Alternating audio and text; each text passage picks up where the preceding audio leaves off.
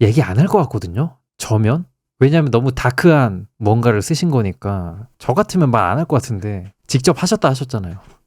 우와, 도령님께서 저는 이유 없는 사람은 안 해요. 죄가 무거운 사람만 해요. 와. 자, 이번에 읽어볼 이야기는 저희 시청자 분들 중에 이제 무속인 분들이 계시는데 그런 분들 중에 한 분, 예화 도령님께서 제보해 주신 찐 경험담입니다. 실제 집안에 내려오는 살에 관한 문서 3가지의 내용입니다.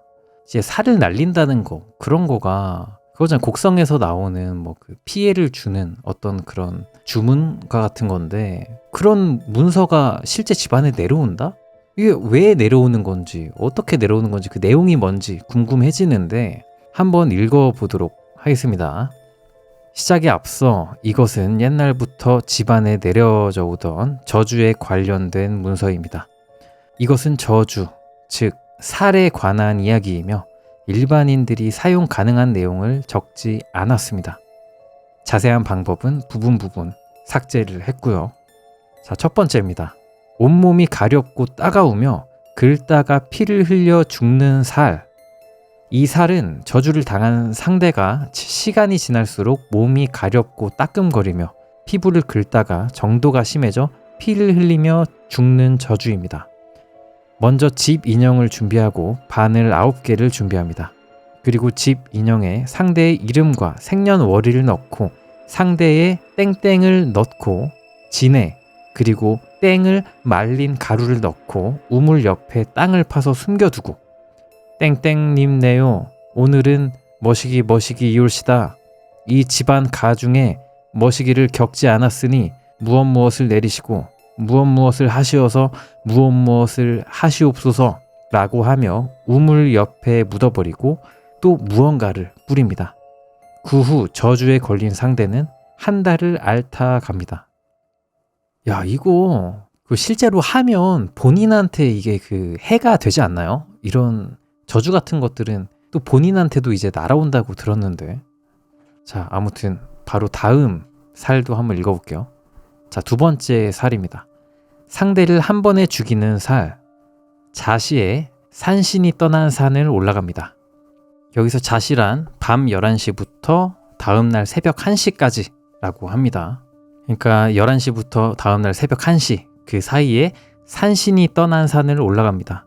중턱쯤 올라왔을 때 대나무 옆 나무로 향합니다. 상대 이름과 생년월일과 그리고 날붙이 9개와 종이에 왕을 그리고 그 나무 밑에 넣습니다. 그리고 축원을 하고 난 뒤 일주일 이내에 상대는 객사로 죽습니다. 아, 그리고 채팅창에 예화도령님께서 3가지의 내용은 신에서 벌전이 없는 것만 적었다고 합니다.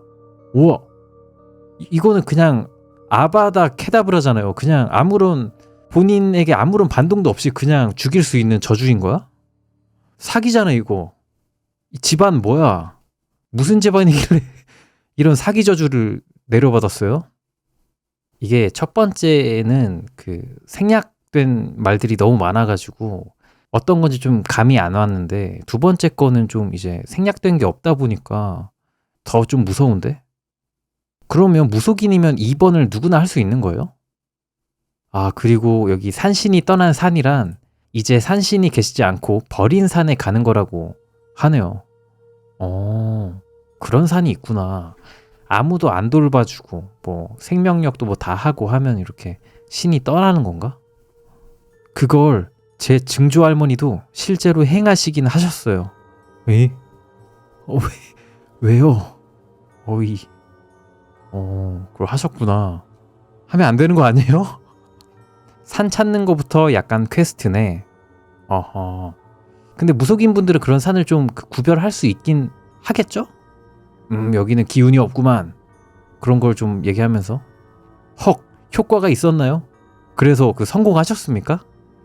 채팅창에 나쁜 인간들 죽일 사람이 많아서 친가 등쳐먹은 인간이 많았대요.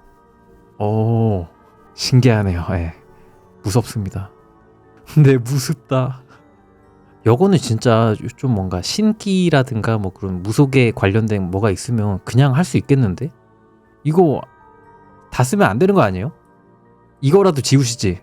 이거 거짓말도 있나? 근데 이거 일반인이 하면 그냥 안 되겠다. 일반인이 하면 그냥 자살골 넣겠다. 아, 축원을 말 안 해서 못 한다.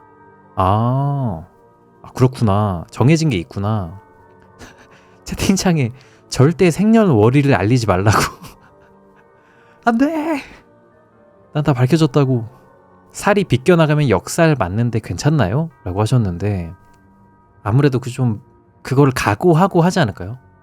어떻게 잘 겨냥을 해서 쏘지 않을까? 이거 부작용이 아예 없어요. 비껴나갈 수가 없는 거라. 근데 채팅창에 가격대가 어떻게 되나요? 이거 뭔 소리야. 하지 마! 이런 거. 하지 마세요. 누구 죽이려고. 양밥이랑 살이랑 같은 개념인가요?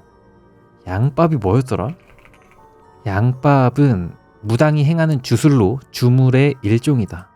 뭐 귀신을 쫓거나 하는 일 잘 되라고 하는 것도 있고 그런 거라고 하는데, 양밥도 저주의 일종이라 같다고 합니다. 예와 도령님께서. 이쿠라 데스까? 일본어로 이제 얼마냐는 거죠. 시가가 궁금하다. 여러분들, 제가 이러라고 읽은 거 아닙니다. 내고 되냐? 1억을 줘도 안 한대요. 예와 도령님께서 1억을 줘도 안 한다고 하십니다. 더 높게 제시하실 분 계십니까? 제시하시지 마세요. 2억은요 바로 나오네. 세상에 못된 사람이 엄청 많은가 봐요 라고 하셨는데, 이 채팅창에 있는 분들 말씀하시는 거죠? 살을 날릴 생각하는 이 채팅창에 있는 분들이 못된 사람이긴 해. 그죠? 자, 아무튼 세 번째 이야기, 세 번째 살도 한번 읽어보겠습니다. 세 번째는 기괴할 수도 있습니다. 자, 정신이 미쳐버리는 살인데요. 이 살은 상대의 이름만 알면 되며 생년월일이 필요가 없습니다. 또한 상대의 이름만 알면 집안 전체에 살을 날리는 저주입니다. 까마귀를 잡아 배를 가르고 내장을 끄집어내어 까마귀의 피로 검은 종이에 상대의 이름을 적고 갈라버린 까마귀 배로 다시 넣어서 긴 땡땡을, 그러니까 무언가를 까마귀 눈에 찔러 반대편 눈까지 관통시킨 후 종이를 넣을 때 죽은 사람의 땡땡을 함께 넣어 땡땡땡의 피로 적신 실로 갈라버린 배를 봉합한 후에 작은 단지에 넣어 어둡고 습한 곳에 두어 매월 땡달에 단지를 챙겨 산속으로 올라갑니다. 산속에 올라가 향을 피워 빕니다. 그리하면 상대 또는 집안 전체가 정신이 미쳐버려 끔찍한 방법으로 죽어버립니다. 이로써 살에 대한 이야기입니다. 살은 성공을 하든 실패를 하든 어떻게든 본인에게 돌아오며 위례한 자도 피해를 봅니다. 심할 경우 급살 당합니다. 마지막에 이 얘기를 해주셨네. 결국 이제 이걸 행한 자도 그리고 위례한 자도 어떻게든 돌아오는 게 있다는 거죠. 반동이 있기 때문에 이런 거를 하면 안 된다. 웬만하면 진짜 하면 안 된다. 이런 이야기네요. 채팅창에서 예아도령님이 세 번째는 제가 실제로 5년 전에 행했다 라고 하셨는데, 아니 그러면 예아도령님은 어떻게 해요? 감수하고 하신 겁니까? 왜 행하신 거죠? 어떻게 해야 되는 좀 이유가 있으셨나? 채팅창에 위례라면 이라고 하셨는데 그런 걸로 살을 피할 수 있을 것 같습니까? 안 되지 않을까? 근데 좀 약하게 받는 거를 바라고 이렇게 하는 건가요? 그러니까 브로커를 많이 끼면 살을 이제 나눠서 받는 걸로 생각을 하시는 건가? 이게 어이가 없네요. 위례를 하면 미친 거 아냐? 채팅창에 예아두령님께서 제 목숨 걸고 한 건데 그게 그 사촌형을 살자게 한 몇 명이 있어서 행했어요. 왜 이렇게 안 좋은 일이 이제 집안에 생기시는 걸까? 그래도 지금까지 무사하셔서 다행이고 앞으로도 무사하셔야 될 텐데 자, 이게 되게 무거운 일이 있었네요. 아무튼 구전으로 내려오는 건가요? 라고 하셨는데, 그러게요. 위에 봤을 때 저주에 관련된 문서라고 하시니까 구전은 아니고 문서로 계속 내려져 오는 것 같아요. 사촌형이 제 신굿 돈을 한 30% 보태준 고마운 형이었어서 그래서 보답도 하고 되게 고마운 형이고 사랑하는 형이니까 삼촌이니까 사촌형이구나. 그래가지고 뭐 하셨다라고 합니다. 확실히 이게 무겁네요. 직접 하셨다고 하니까. 그래서 통했습니까? 그 한 명은 산에서 죽고 3명은 정신병원에 있다. 근데 되게 무거워진다 얘기가. 직접 하셔가지고 이게 무거워지는데요. 예. 다 죽었다고요? 일단 뭐 그 편집본에서는 이 얘기는 커트를 하긴 해야 되긴 하겠다. 통했다 안 통했다 뭐 이런 얘기. 왜냐하면 뭐 어쨌거나 편집본으로 올라올 얘기는 아니다. 너무 무겁다. 자, 아무튼 여기까지가 실제 집안에 내려오는 살해에 관한 문서 3가지의 내용입니다. 아니 이게 진짜라고? 이게 제가 원래 그냥 인터넷에 있는 뭐 괴담이면 그냥 거짓말이네 할 정도의 얘기야. 근데 이렇게 직접 말씀해 주시니까 확실히 이게 좀 무게가 다르네요. 그냥 인터넷 돌아다니는 괴담이랑. 자, 아무튼 실제 집안에 내려오는 살해에 관한 문서 3가지의 내용이었고요. 자, 또 다음 이야기입니다. 다음 이야기는 또 예화두령님의 인왕산 각시 이야기입니다. 때는 제가 신내림을 받은 지 2년차 애동일 때의 이야기입니다. 애동일 때는 산이든 물이든 신내림을 받은 지 오래되지 않았기 때문에 숲이든 허주든 애동이 쉽게 몸에 씌일 수도 있으므로 신부모와 함께 밤 기도를 위하여 인왕산으로 기도를 갔습니다. 선악나무 사진이 있네요. 그리고 자시에 인왕산에서 기도를 한 후 내려오는 길에 한 나무가 보였습니다. 저는 당시에 여기에 웬 선악나무가 있담. 그래도 인사는 드려야겠지? 라고 생각하며 선악나무에 인사를 하려고 다가갔을 때 제 귀에서 이상한 미친 여자가 웃는 듯이 깔깔깔거리는 소리가 들리며 제 눈에 선악나무에서 하얀 소복을 입고 혀를 길게 내뺀 여자가 웃으면서 나무에서 흔들흔들 거리며 웃고 있었습니다. 그래서 저는 아니 아빠 저기 이상한 애가 자꾸 대롱대롱 흔들면서 깔깔하고 미친 듯이 울잖아. 신아빠가 또 대답을 해주시는 거예요. 어디? 안 보이는데? 뭐가 있다고 그렇게 질질 짜는 거야? 아니 저기 선악나무에서 미친 듯이 웃고 있는 여자 있잖아. 저기 있다고. 어휴, 일단 저기 가자. 빨리 따라와. 아니면 두고 갈 거야. 그리곤 내려오다 할머니가 운영하시는 만물상에 들러 과자와 오색천, 연가 옷을 샀습니다. 그때 만물상에 계시던 할머니가 애동이야? 네, 봤구나. 할머니 설마 아시고 계셨어요? 알지. 저기 선앙에서 여자 봤지? 네. 그거 처녀 귀신 아니야. 선앙각시가 애동들한테만 보이면서 놀리는 건데 아유 잘 불리겠네. 잘 불리겠어. 선앙각시요? 아니 근데 왜 저렇게 해서 사람 놀라게 해요? 선앙각시가 애동들한테만 저렇게 나타나서 놀래키는데 걱정 마. 좋아서 그런 거니까. 아빠 알고 있었지? 알고 있었지.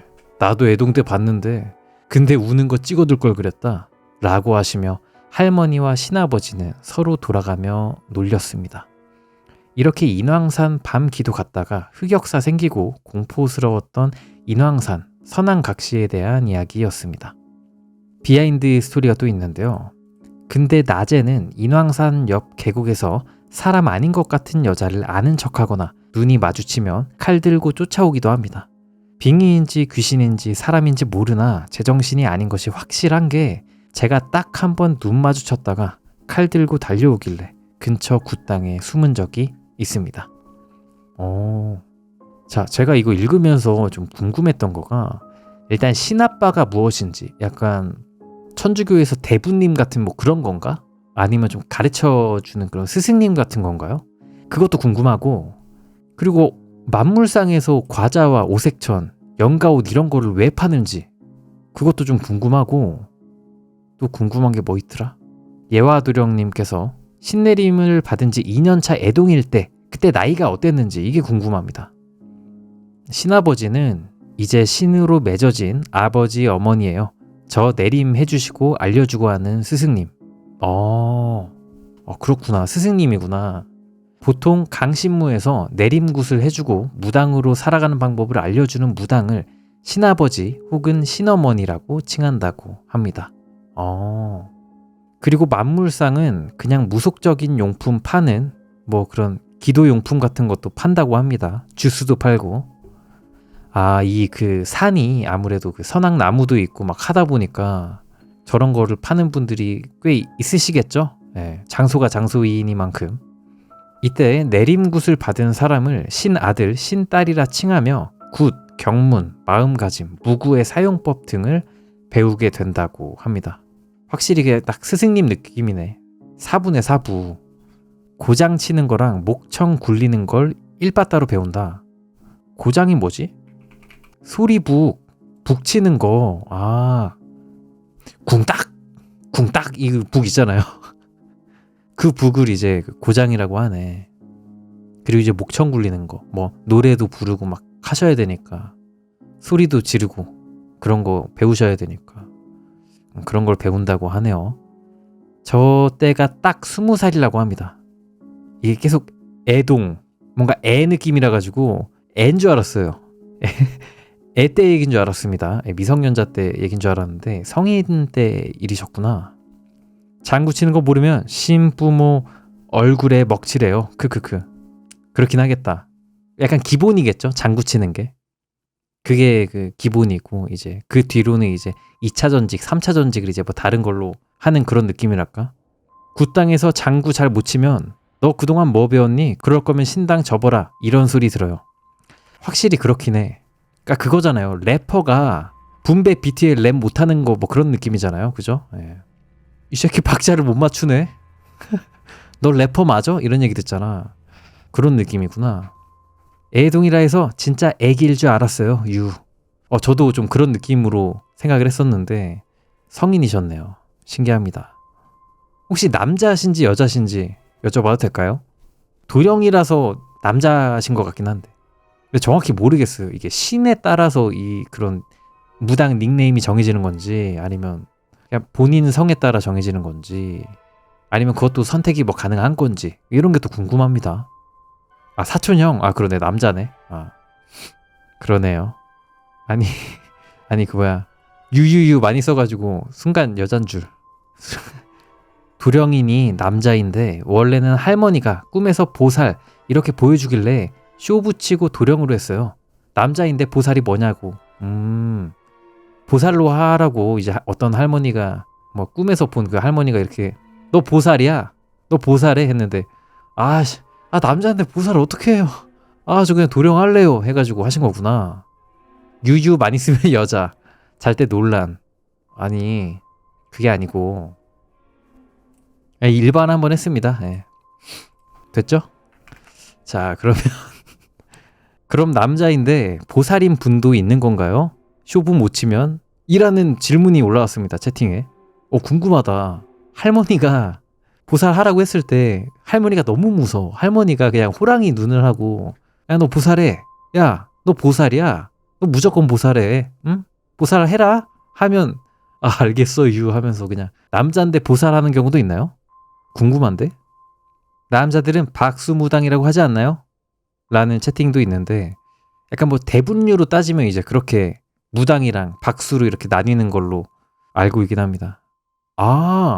예화도령님께서 그 남자분이신데 공주이신 분도 보긴 했어요 라고 하십니다. 신기하다. 멋있는데? 도령 선녀는 약간 랩네임 느낌 아님? 이라고 채팅이 올라왔는데 약간 그런 느낌 아닐까요? 뭔가 그냥 릴보이처럼 도령이나 선녀 앞에 붙는 호 같은 거는 어떤 규칙으로 짓는 건가요? 라고 하셨는데 저런 채팅이 올라왔는데 그냥 본인이 짓고 싶은 느낌으로 짓는 건가? 아니면 본인이 모시는 신의 이름을 붙이든가 할 수도 있겠죠? 모르겠는데 알려주세요. 근데 안땅에 계신 분을 간판으로 걸면 부정 끼는 거라 사실 안 해요 원래. 신부모분들이 해주실 때도 있고 신령님이 해주실 때도 있고 그래요. 그 이름 짓는 거? 그렇구나. 그러니까 만약에 제가 관우를 모셔요. 관우를 모시는데 간판에다가 이제 관우 도령 이렇게 하면 부정 탄다는 얘기죠. 고나우 도령 이렇게 해가지고 딱 하면 안 된다는 거 아니야. 뭐 대추나무 아래서 신받았다고 대추보살, 화투치다 신받았다고 화투보살 이렇게도 한다고 합니다. 실제로 근데 도령님 20대 중반으로 알고 있는데 아직은 어리니까 도령으로 하신 게 아닐까요? 아 그런가? 나이 먹으면 약간 닉변 하실 수도 있겠다. 어머, 관우도령은 실제로 있으신데 옛날엔 안 된다고 했어요. 구만신 분들이. 아 그렇구나. 아 근데 제가 궁금한 것은 관우를 모시는 분이 한 분밖에 없어요? 여러 분 계신 거 아닙니까? 아니면 그 무당들끼리 인정해주는 관우 도령님이 딱 한 분 계시고 뭐 이런 건가? 다른 무당들은 가짜다 이렇게 좀 정파에서 그렇게 기독교에서 아 여기 사이비입니다 저기 사이비입니다 하는 것처럼 관우신님은 저분한테밖에 없다 이렇게 딱 또 정해지는 건가? 아 아니에요. 다 모셔요. 관우장군 모시는 분들 많아요. 아 근데 관우 도령님 그 이름을 가진 분을 이제 아시고 계셨던 거구나. 아하. 이게 그 조상이냐 천신이냐에서도 나뉘는데 이거 얘기하면 3년 동안 말해야 된다. 아하. 그렇다라고 합니다. 아 저것도 궁금하다. 관우신이 여러 명 다니는 거예요? 라고 하셨는데 그러면 바쁘시겠는데 관우신님? 지점을 다 내신 거잖아. 관우신님이. 알촌처럼 그냥 여러 무당들과 협업하시는 거잖아요. 어허. 나중에 그 궁금한 거 저기 신내림 글 댓글에 적어줘요. 합쳐서 글 써드릴게요. 라고 하십니다. 아, 아무래도 오늘 써주신 글 이외에 그 궁금증이 너무 돌아가지고 다들 이렇게 질문 공세를 했는데 이제부터 좀 궁금한 거는 채팅창보다는 이제 괴담 제보 게시판 오셔가지고 여기다 댓글로 달아주시면 또 답변을 해주신다고 합니다. 아, 저 궁금해가지고 계속 물어보게 된다. 아, 예어드령님 근데 제가 지금 혹시 그 무례하다든가 뭐 이런 거는 없는 거겠죠? 혹시 무례한가요? 약간 예능적으로 풀려고 하긴 하지만 뭐 이 정도면 괜찮나요? 아우 없나요? 아우 감사합니다. 살 맞을까봐 겁나는 잘 때라고. 이게 도령님 때문에 겁이 나는 게 아니라 어떤 분이 보고 이 자식 무례한데? 하고 뭐 하실 수도 있잖아. 그게 무서워. 그게 무서워. 어차피 제가 개방적인 게 신당의 손님 중에 레지도 있고 트젠도 있고 진상도 있고 다양해요. 크크크. 아하. 그죠. 모든 사람이 모일 수 있는 곳이니까. 제가 진상 아니시랍니다. 예. 자, 진상 아님 인증 받았고요. 잘 때 말고 쫄 때로 바꿔야 되는 거 아니냐. 안 쫄았습니다. 자, 그럼 다음 이야기. 자, 오늘의 그 예화두령님 경험담 마지막 이야기인 신내림입니다. 바로 한번 읽어볼게요. 여러분들이 좋아하실 무속 이야기를 해보겠습니다. 일단 저는 이제 7년차가 되는 무당입니다. 제가 신내림을 받기 전에 겪었던 이야기를 풀어보겠습니다. 첫 번째 이야기입니다. 도깨비 마을 혹은 신이 사는 마을. 저는 어릴 적부터 보면 안 되는 것을 보고 들어선 안 될 소리를 들었으며 악몽도 오래 꾸고 가위도 심하게 눌렸습니다. 초등학교 3, 4학년쯤 설날에 시골에 계신 할머니 집에 내려가게 되었습니다. 그때는 아시죠? 시골에는 당시에 인터넷이 연결이 안 된 시골이라 사촌들과 함께 노는 것 말이죠. 하지만 저는 당시에 할머니가 계신 마을에서 조금 떨어진 마을이 갑자기 저도 모르게 궁금해요. 지금 생각하면 미쳤다고 생각을 하는데 저는 그 마을에 걸어가기 시작을 했습니다. 그렇게 10분이 지나고 20분이 지나고 마을에 다다랐을 무렵 제가 아는 마을의 모습이 아니었습니다. 낮이었음에도 불구하고 안개가 보였고 사라졌을 때 정말 지금 생각해도 말이 되지 않을 정도로 신비롭고 아름다운 마을이 보였습니다. 마을 한가운데에는 커다란 나무, 일반적으로 저희가 아는 나무의 크기가 아니었습니다. 그 나무에 다가갔을 때 그 나무 아래에는 정자가 있었고 하얀 금빛 자수가 새겨진 할아버지 두 분이 보였습니다. 그때는 호기심이 많은 나이기도 하고 처음 보는 사람이어도 인사는 하라는 부모님의 말이 생각이 나서 가까이 다가가서 인사를 하였습니다. 할아버지 두 분께서는 저를 따뜻하게 바라보시며 어떻게 여기를 왔느냐? 라고 하시길래 그냥 옆마을이 궁금하여 걷다가 마을에 들어왔다고 하였습니다. 그러니 할아버지께서는 가엾구나, 가여워. 어찌 이런 아이에게 라고 하셨습니다. 어릴 때는 그 말을 이해하지 못했지만 지금이 되어서는 그 말을 이해합니다. 그러곤 할아버지들께선 머리를 쓰다마 주시면서 저기로 가면 마을이 나온다고 하셔서 저는 인사를 드린 후 그 길로 들어갔습니다. 이후 제가 어떻게 그 마을에서 나온 건지 기억이 나지 않고 뒤를 돌아봤을 때는 그 마을이 보이지 않았습니다. 아마 생각하기로는 신령님들이지 않았나 생각합니다. 이것이 제가 어릴 적 도깨비 마을 또는 신이 사는 마을에 발을 디딘 이야기입니다. 이게 할아버지 분들이 범상치 않은 그런 분들이셨던 것 같고 뭐 사람인데 그런 게 보이시는 분이실 수도 있고 아니면 이제 도령님 말씀 말 맞다나 그냥 진짜 신령님이셨을 수도 있고 되게 신비로운 그런 경험이네요. 자, 바로 두 번째 이야기입니다. 신내림을 받게 된 이유. 제가 신내림을 받게 된 이유는 어릴 적에 신병도 크게 겪고 잔병치레도 심하게 일어나고 무엇을 먹어도 다 토하고 어린 나이가 지나도 귀신을 보고 듣고 하다 보니 부모님께서는 너무나 걱정이 되시는 건지 저를 데리고 한 무당, 보살님 집에 갔습니다. 그때 제가 부모님의 손을 잡고 무당분이 계시던 신당에 들어갔을 때 엄마, 저기 친구 있어. 이렇게 말하며 신당 앞으로 다가갔습니다. 그리곤 할머니 안녕하세요. 할아버지도 안녕하세요. 라고 하며 신당에 계신 신령님께 인사를 드리는 것을 부모님께서 보셨습니다. 어릴 적엔 그게 신령님인 줄 몰랐습니다. 아무튼 그 후에 할머니가 웃으시는 것을 보고 할머니가 방울을 손으로 가리키시길래 제가 들고 막 흔들었는데 그 이후엔 제가 기억이 없습니다. 부모님에게 신을 받고 물어봤을 때도 그때가 아마 큰 충격이신 건지 지금도 말을 안 해주십니다. 그렇게 제가 어릴 때 이렇게 겪고 나서 초등학교를 졸업하고 중학교에 입학해서도 별 문제 없이 지냈습니다. 아마 지금 제가 생각해보면 그때 당시 기억을 잃었을 때 그 보살님이 눌림을 해주신 게 아닐지 그런 생각이 듭니다. 하지만 고등학교에 입학하고 나서 일이 터졌습니다. 어느 날 저녁에 방에서 수행평가 과제가 있는 바람에 과제를 하고 있었는데 무슨 인기척이라 해야 할지 기운이 느껴졌다 해야 할지 앞을 봤습니다. 앞이 창문이라 비쳐서 뒤가 보였습니다.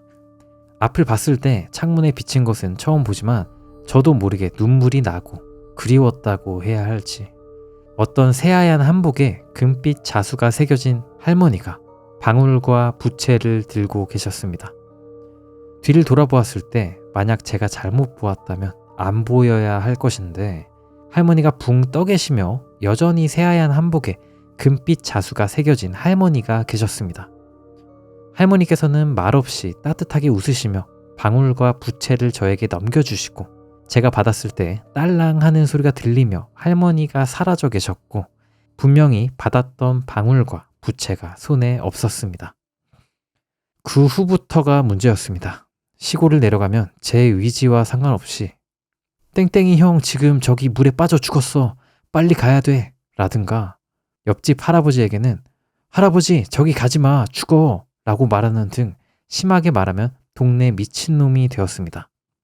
시골에 안 내려가도 저도 모르게 툭툭 나왔습니다.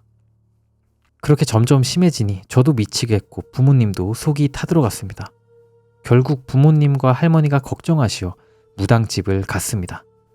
처음 갔던 무당분께서는 신이 너무 빠르게 내려와 계신다. 두 번째 갔던 곳도 신이 내려와 계시다 안 받으면 큰일 난다.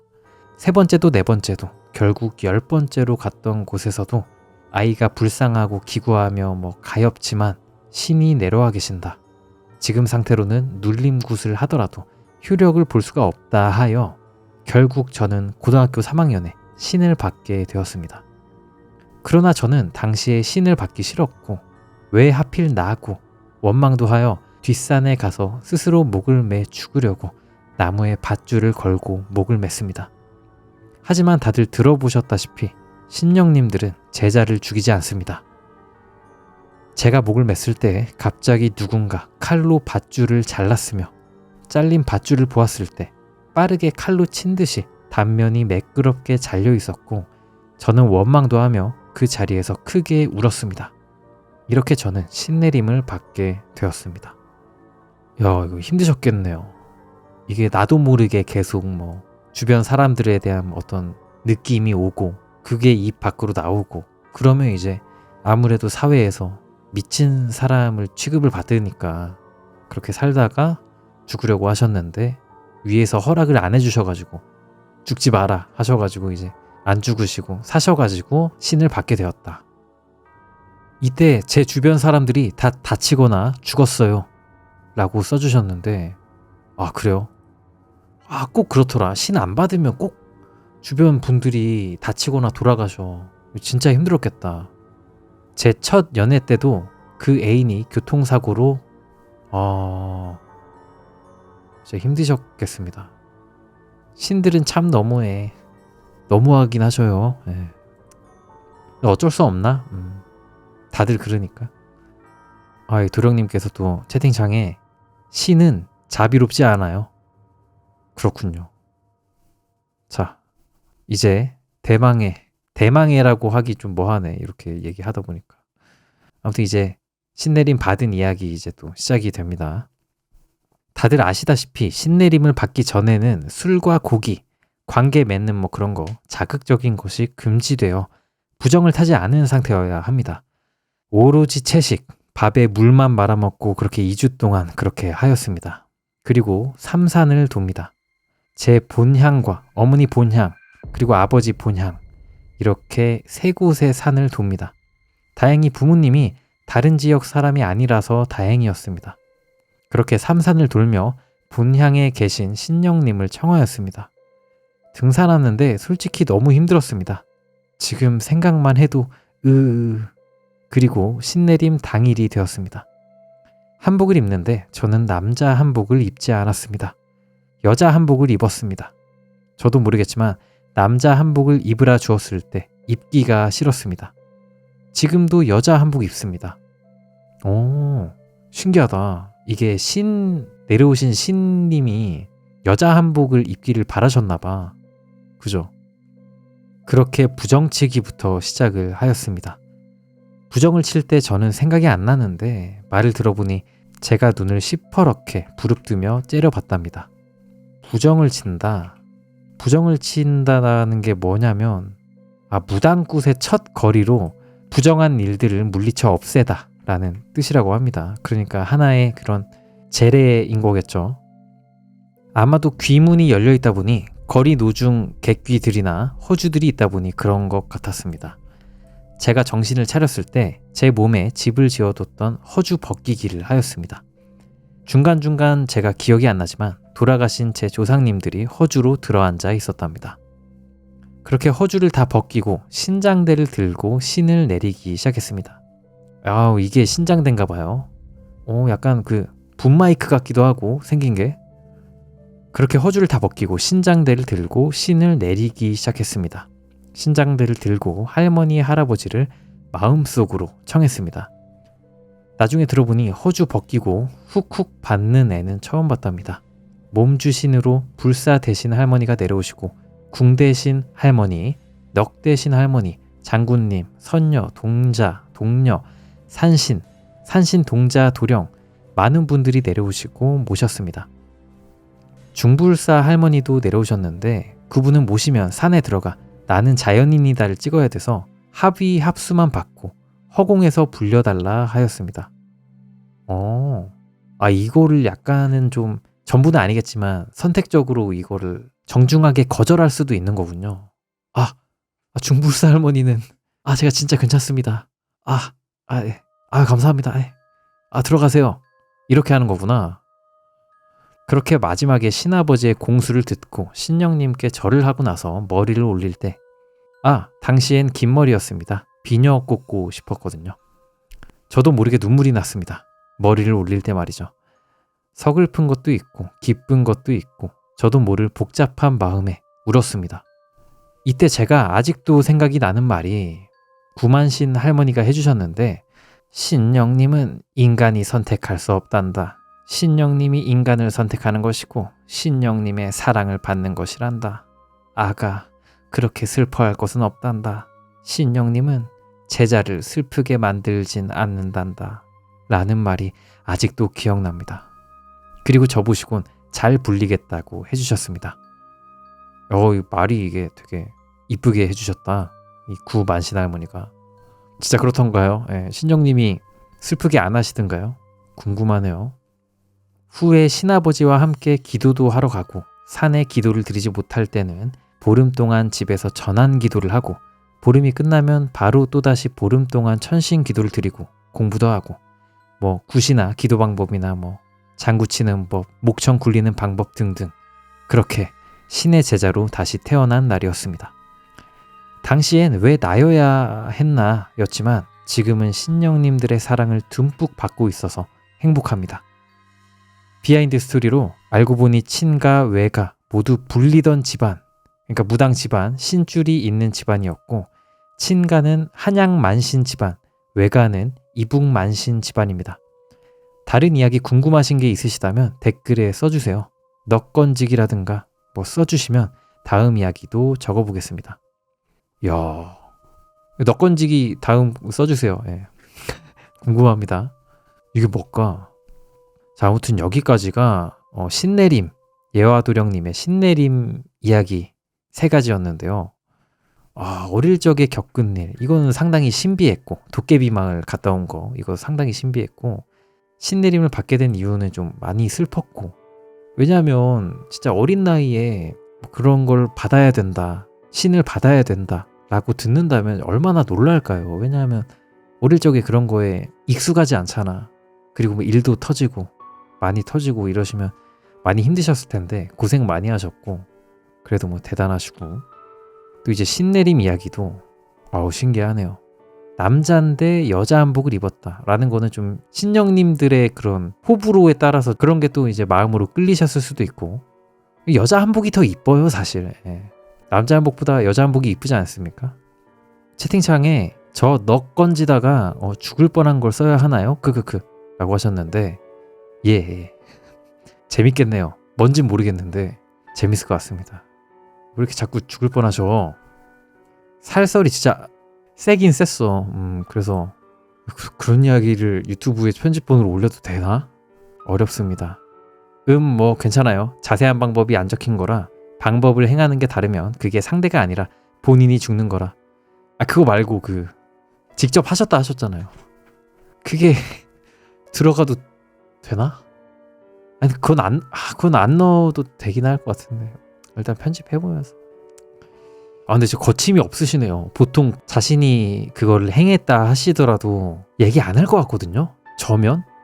왜냐면 너무 다크한, 어둠의 다크의 그런 뭔가를 쓰신 거니까 저 같으면 말 안 할 것 같은데. 우와, 도령님께서 저는 이유 없는 사람은 안 해요. 죄가 무거운 사람만 해요.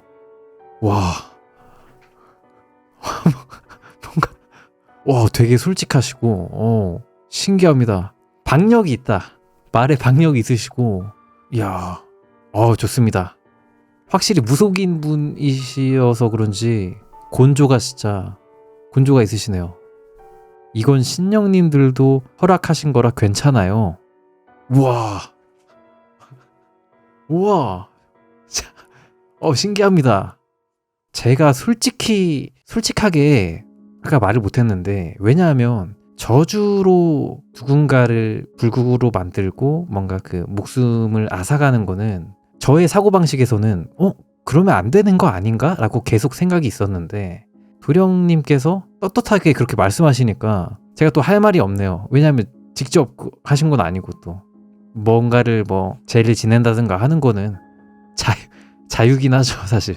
그리고 신령님께서 또 허락을 해주셨다니까 이것도 신기하고, 오늘 방송 한중에서 가장 놀라운 경험인데 놀랍습니다. 예. 이야기가 상당히 흡입력이 있었고 몰입감이 있었고, 제가 이제 무속 알못 입장에서 너무나도 흥미로운 이야기 들이 많았던 것 같습니다.